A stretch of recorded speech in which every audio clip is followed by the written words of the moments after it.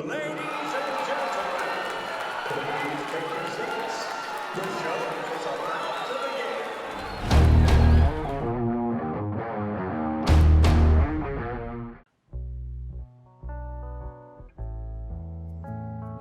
So, clearly I wasn't expecting there to be a global pandemic, but in the midst of this global pandemic, another candidate for sheriff joined the race. His name is Justin Nagel. He's a Libertarian, and he's running for sheriff. And, Justin, let's just start off with the first question.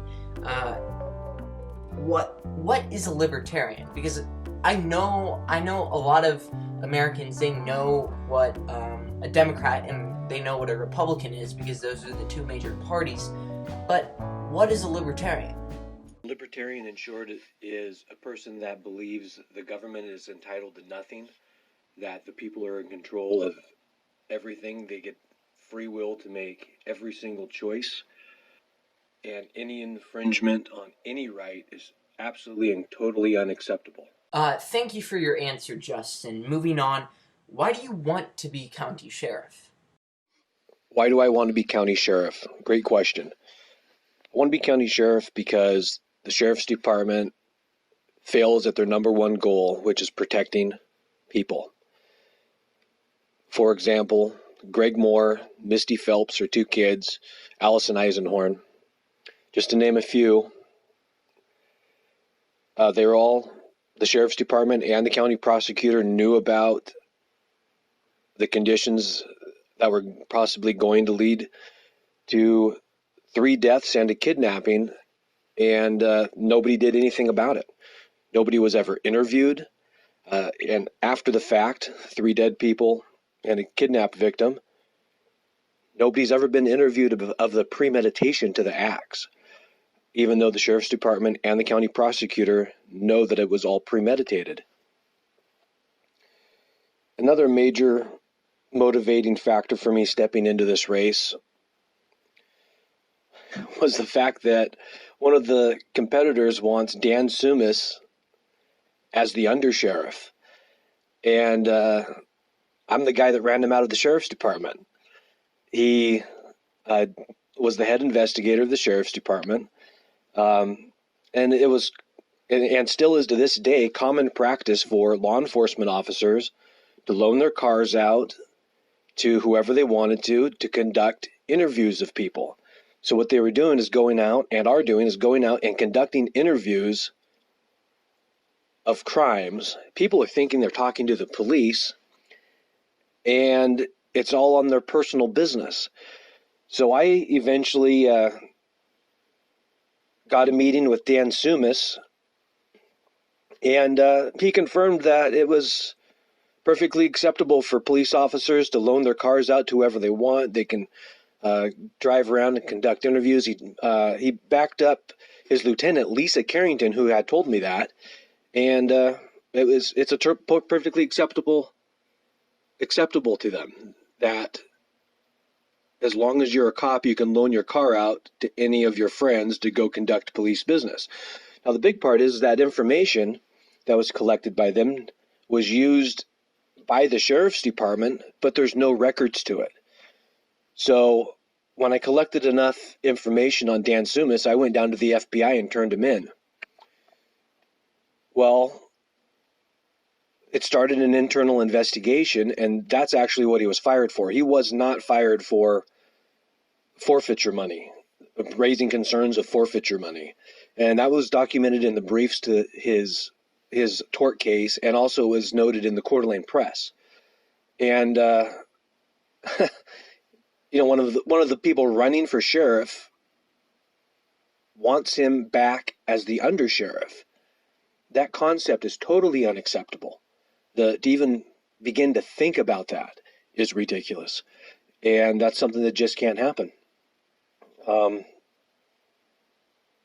back up a little bit, I've actually thought about doing this for running for sheriff for about, 10 years or so. And just recently, I've decided that this is the race that I need to enter. I went around, I listened to the other candidates.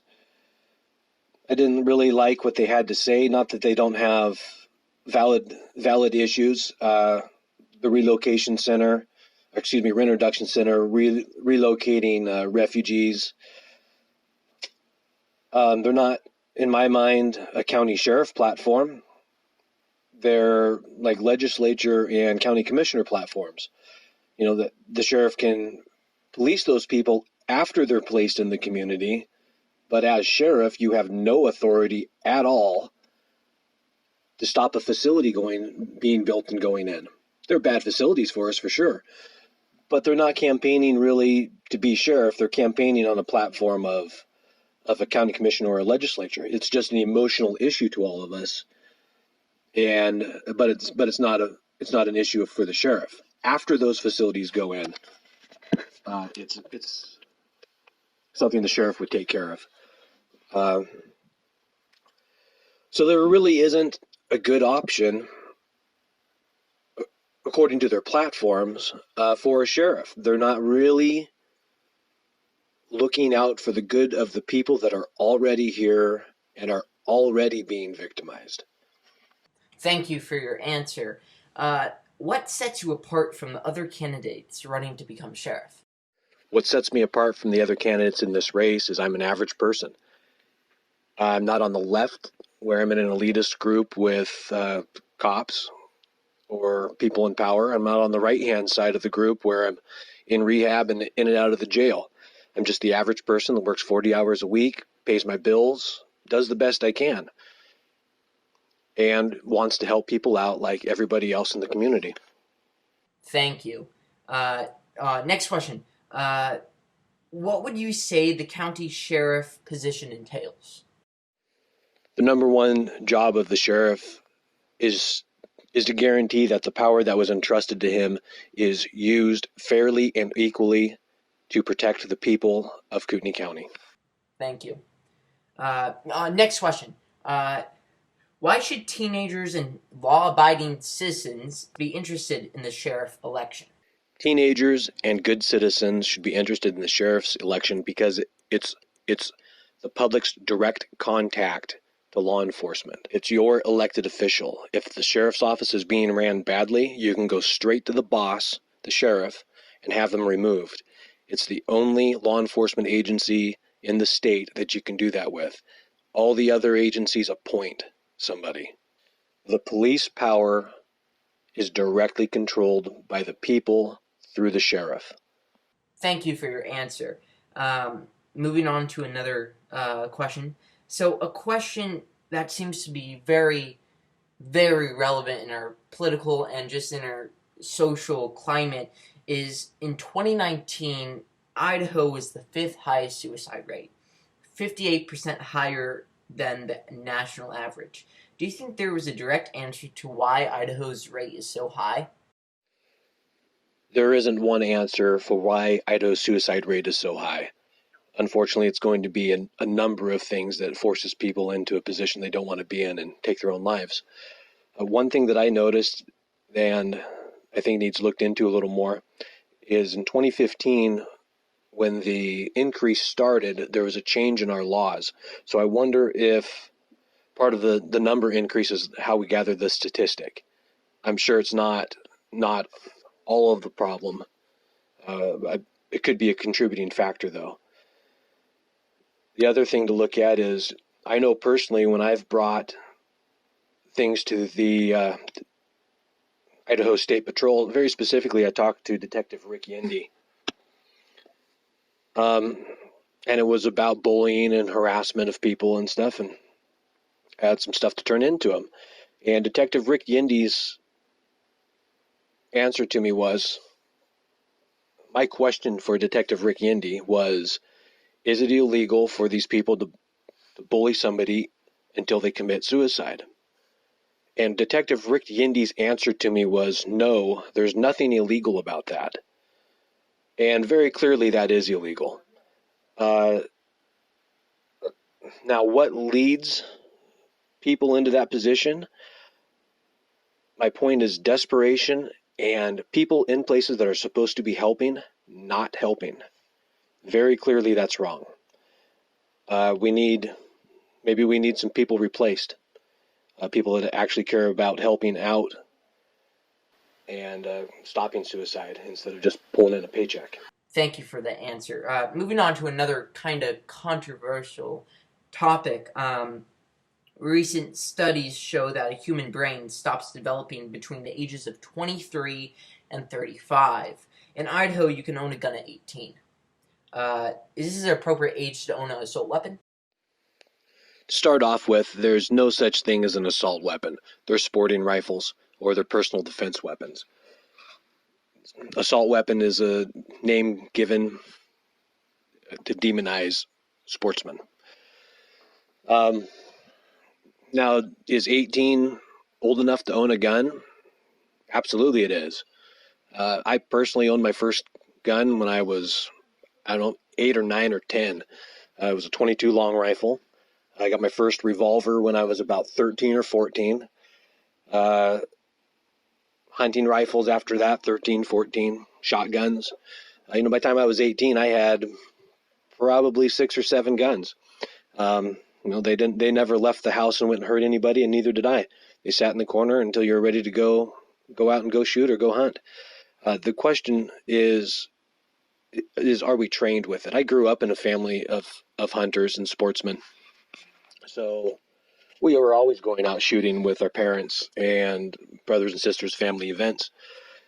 It's learning to use them responsibly and respectfully, and that they're there to have fun with, sport shooting, hunting, and not to hurt other people. If you got a problem with other people, you're supposed to be able to go to the police.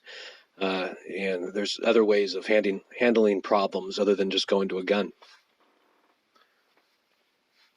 And I forgot to ask this question. What's the biggest issue in our community right now?